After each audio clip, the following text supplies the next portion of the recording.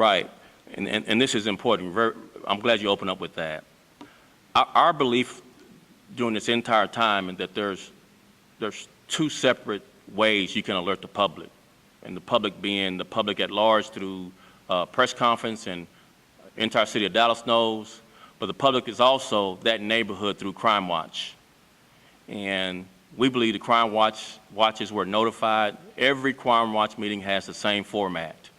The format being the first thing you do is read the crime stats. You say we had one robbery and this is where it happened and this is what time it happened. You said you had 2 sexual assaults, this is where it happened, and they talk about it. And we give them heads up, we tell them how to prevent being a victim. There's a lot of conversations about the crime stats, what happened. And we believe that had happened. So the question really is, when do you alert the public at large? And the public at large, we thought, had trade-offs.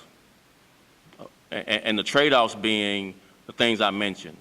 Lead time for the suspect to know when to run, whether or not victims that were apprehensive about coming forward would be dissuaded from coming forward now because it's already difficult after being traumatized, and even more difficult that everyone knows.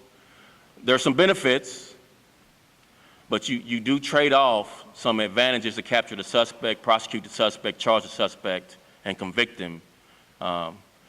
We knew instinctively, once alert, this person would run. And we hadn't had enough to develop any persons of interest. From those 2 interviews, we got information about the glasses, that was key, and about the car, that was key.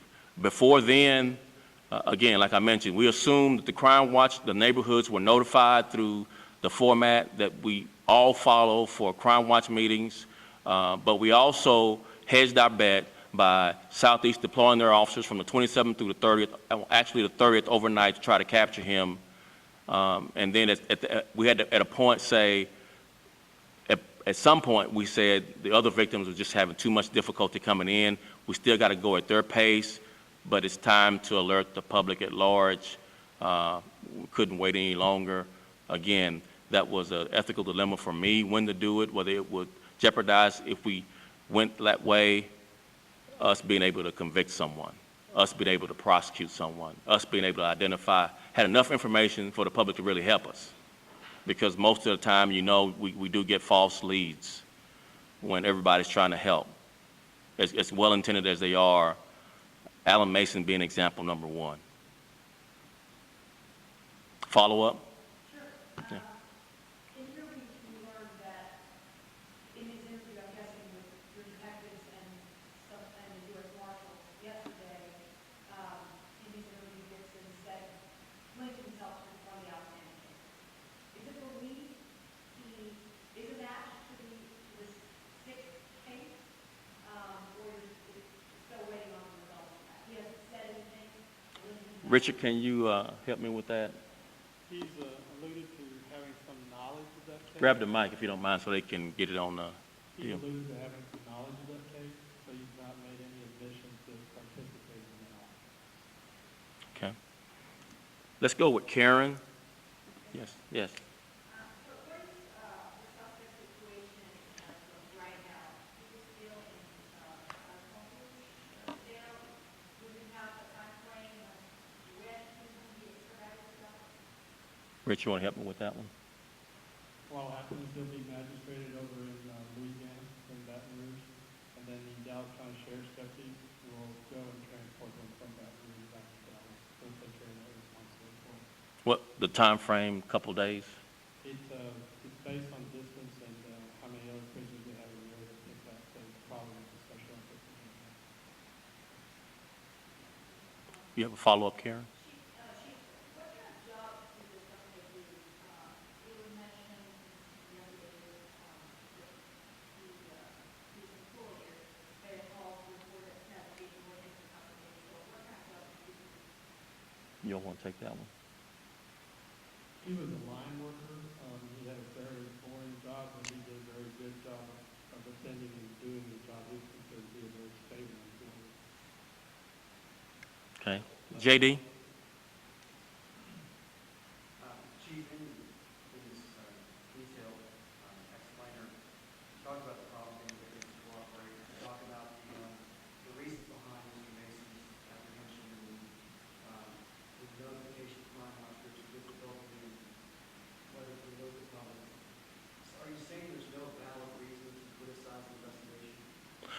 No, no, I'm saying there were trade-offs. If you chose a path to alert early, you were trading off some advantages to capturing, prosecuting the suspects.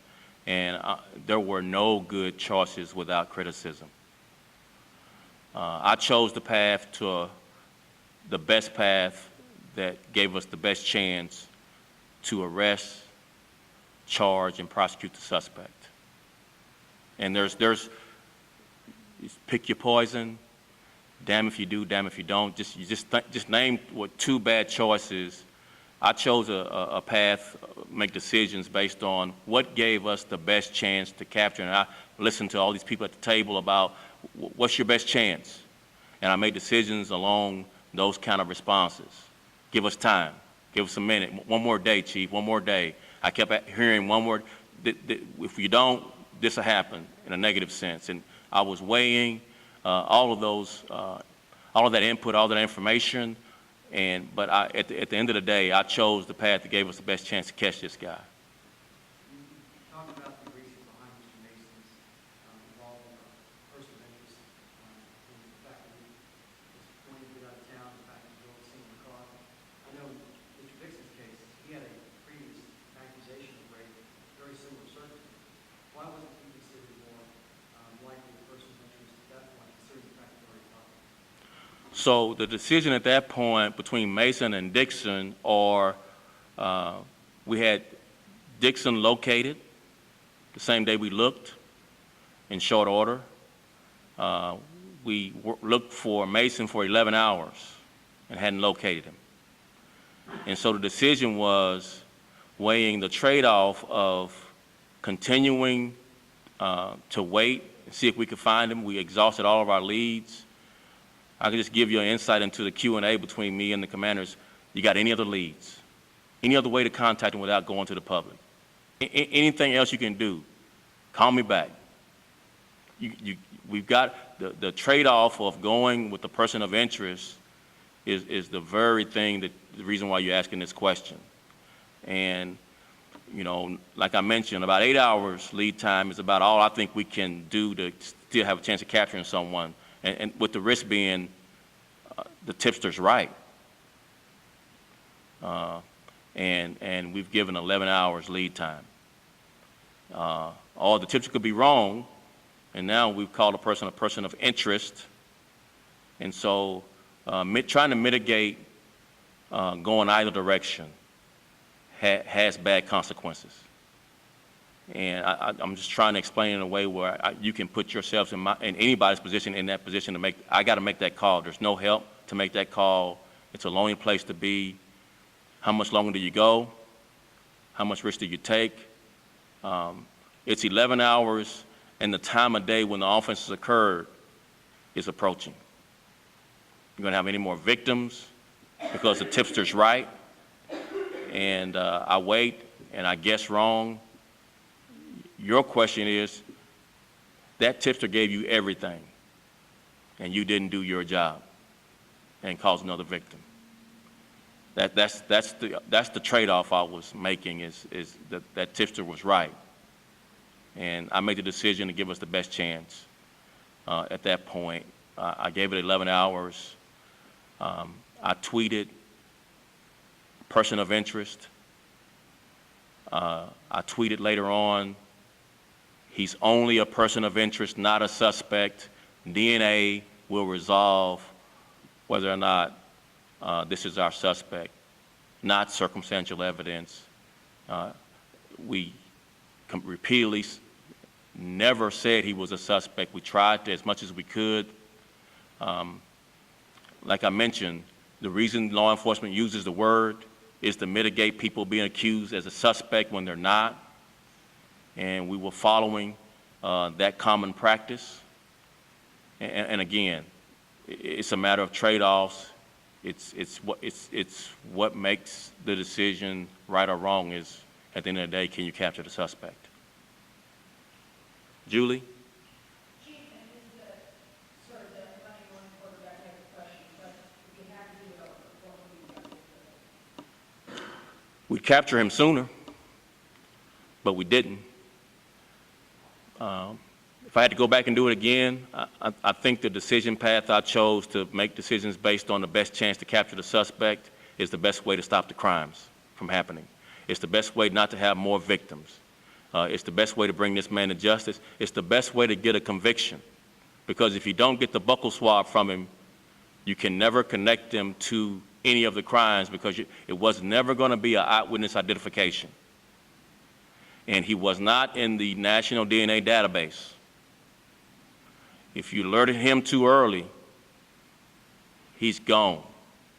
He starts up in another neighborhood, and you start over again. When, he had been brought in September 5th, and you were talking to him, involuntarily issued DNA, let you search his house. So, it seems like he went right along with it. When you look back now, is there something that could have been missed? You seem like a guy that was innocent and was happy to talk to you. Seemed like a guy that was innocent, happy to talk to us. He had the criminal history, so we were looking. We were looking hard. We were trying to find a way to hold him. The reason why I mentioned that the expedited DNA at the soonest was 4 days.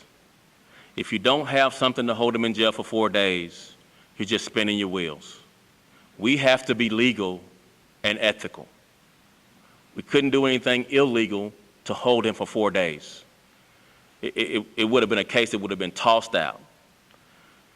He voluntarily gave us the buccal swab, which was one key piece of evidence that is going to lead to his conviction. I'm convinced.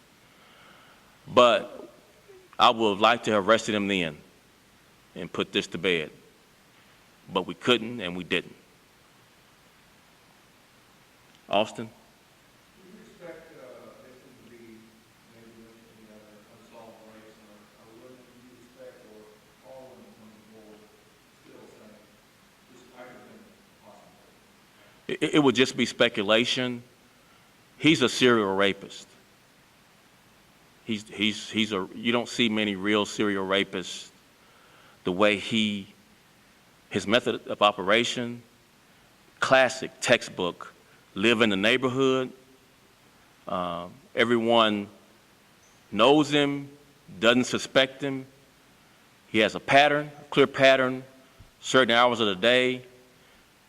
So he is someone that terrorizes neighborhoods. But for DNA evidence, the way he did these crimes, it would have been much more difficult to capture him without his voluntarily giving us DNA. We couldn't have got a warrant to force him to give us DNA at that point. You said you had a sister come in and say something, lead you to that. Not very strong, very weak. Mason's tipster was much stronger, clearly much stronger than Van Dixon's tipster. But we were hustling around every tip, every ounce of information we could get because we knew our window of opportunity to capture this suspect was closing. Jason? Chief, if the remaining rape kit clears Alan Mason, do you going to personally apologize and you're going to do anything to help prepare the case? Mr. Mason is in jail for an unrelated offense. We never referred to him as a suspect.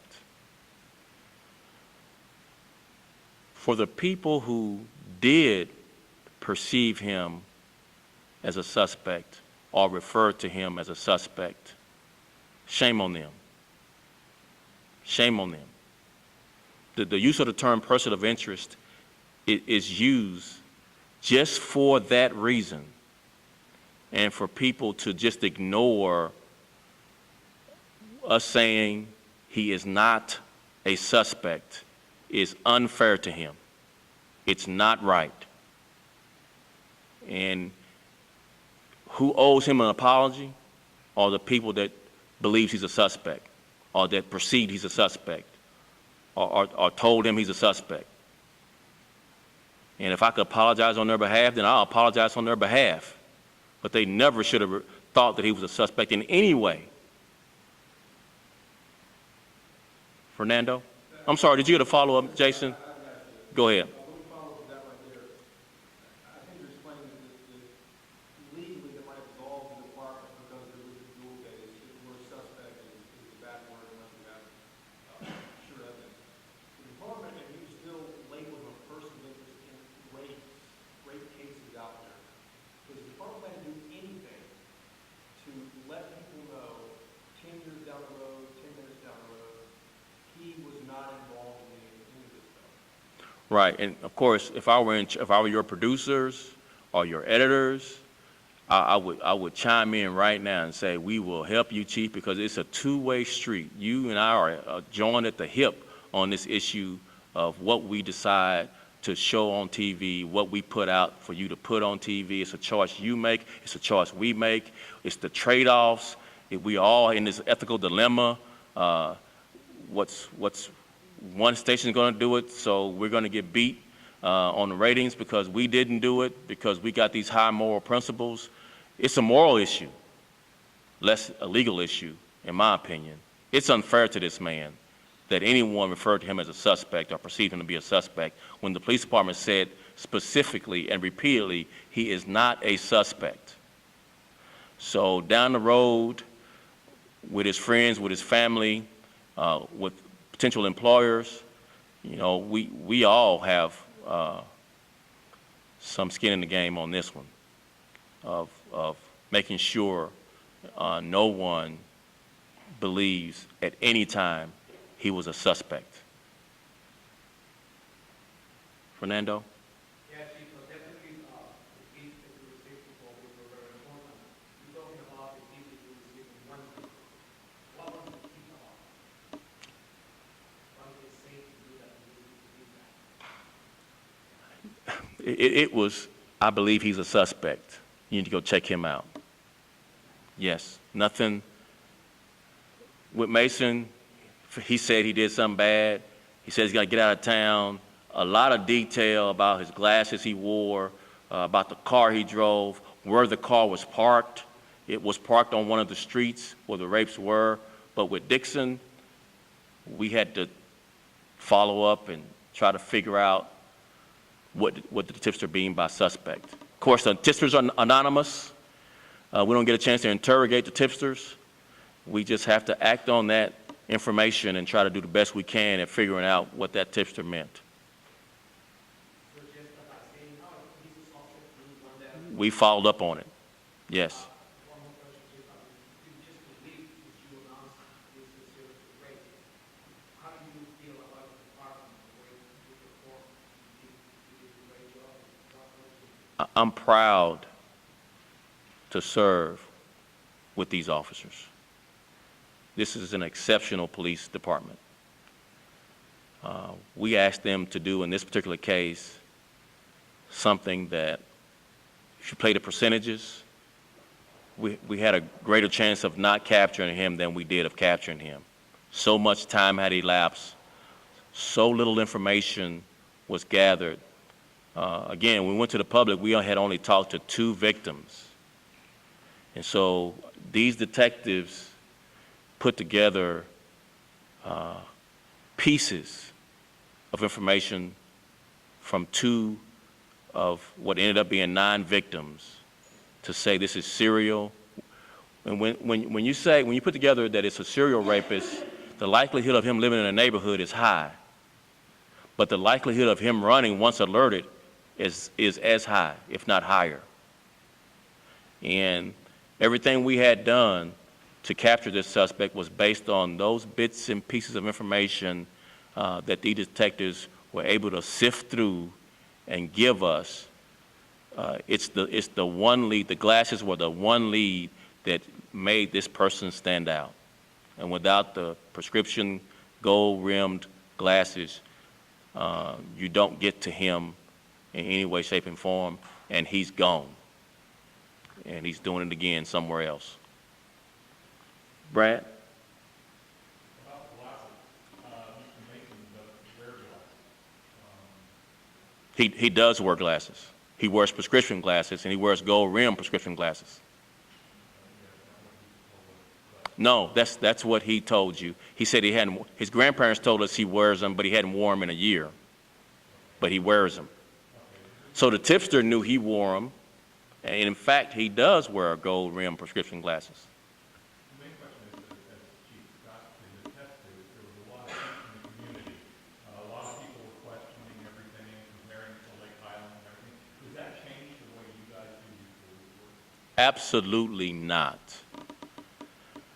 We were as diligent, as dedicated, as committed to solving these crimes as we were in the Lake Highland crimes. And there were, beyond the volume, obviously 9 versus 3, there were similarities.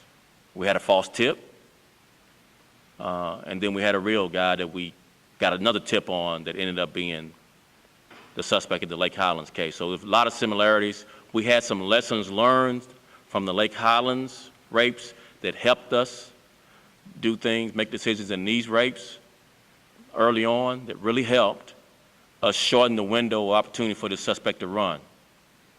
If you recall, the Lake Highlands rapist right before capture was on his way to another country before we captured him. He had packed, he had moved around, and was on his way to leave. That's the commonality, is that rapists, serial rapists especially, will run. And they will run right away as soon as you alert them that you've identified them as a suspect. Tristan? Yeah, you mentioned your first decision point was sort of you guys had The task force was actually out the 30th. They began putting it together what to do on the 27th. On the 30th, they actually did get out there and start trying to catch this guy. So what, you mentioned the advantage that the public might be safe with that kind of stuff, and this and the people that whoever might be discouraged from victims might not come forward. In this case, 2 victims did come forward after the public was alerted, and the guy took it. We did take a couple days to run, like Highland was doing information about it a few days before.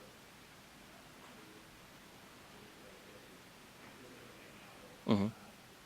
He took off. So why that decision? What went into sort of knowing that there was something going on and not really why make that choice? To wait to go to the public, why make that choice? Compare it with Lake Highlands. It was more crimes in the South Dallas case before we went, but in the Lake Highlands case, it was a longer time. It was a month before we made it public. It was, depending on how you count, 'cause it was a 6 weeks gap, right? So in total, it was 10 days before we went to the public, but more crimes had happened in that window of 10 days. And again, the trade-off being, you mentioned them, that you might discourage more victims from coming forward, which did happen. Victim number 1 has never come forward, and another victim had left the city. But 2 other victims did come forward. If you ask what's likely to happen, it's more likely that no one will want to come forward. It's less likely, it's not like would not happen, but it's less likely that new victims will come forward. So we were trading off, and we were making some trade-offs right, and some trade-offs turned out in hindsight to be wrong. But at the end of the day, again, the common trade-off was once alerted, the victim starts running. That ended up being right. While they didn't talk to the detectives, they did speak to the police. So there was some Yeah.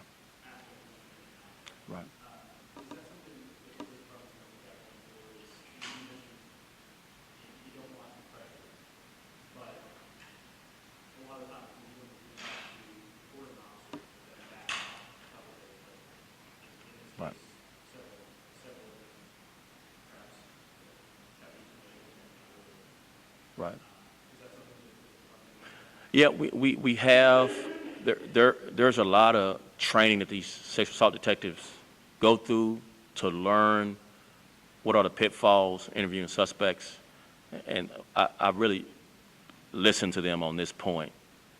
Because you do have a first conversation with these victim survivors, but first conversations are the least reliable, right? And I don't know if any of you guys want to speak to that as far as the reliability of the first conversation with the initial officers. Any one of you want to take that on?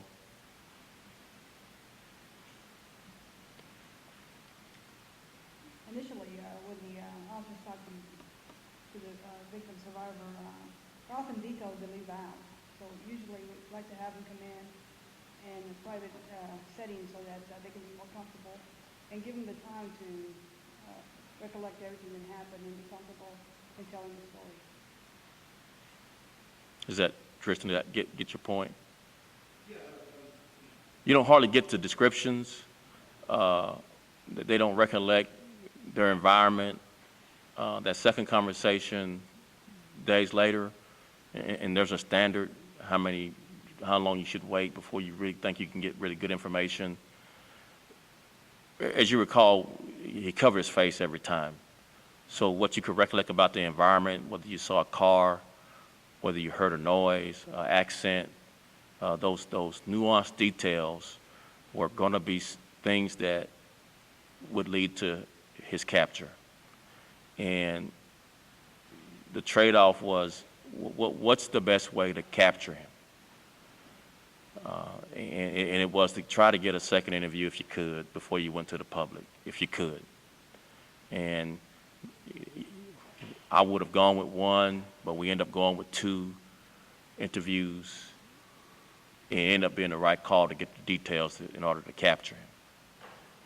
But it ended up being a delay to the public at large. It was never our intent to be a delay informing the neighborhood. 12 crime watchers meet in that area, cover that area. They met in June, they met in July, they met in August.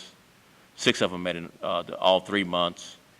And that information, we believe, was passed on to the neighborhood through the Crime Watch. And again, we want to confirm that, find out if they don't remember it, talked about why didn't the neighborhood, based on news reports, believe we don't talk to them about their crime when 12 crime watchers met every month and we talk to them about the crime. That's the first thing we do, is talk about the crime and go through the crime reports. What happened there? If we've got a lesson learned, it's half of them didn't meet in August of the 12. How important it is to have crime watch meetings on a monthly basis. How important it is to make sure officers go over the crime with you. Ask questions. If the officers don't talk about crime, you need to ask questions, talk to their supervisors. Skipping crime watch meetings is not a good way to have a safe neighborhood. The safest neighborhoods in Dallas are organized around Crime Watch, and it turned out that those Crime Watch meetings end up being critical for that neighborhood during this 3-month period. We believe that those stats were discussed with them. Whether or not the decision to alert the public at large is the question that we were dealing with and during out this whole period. Do we have enough questions for a second round, or are everyone satisfied we covered everything? Sure.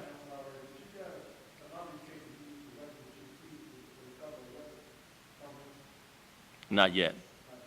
No. You've got 2 more questions, sir. Sure. You mentioned we all have skin in the game, making sure Mason's name is clear.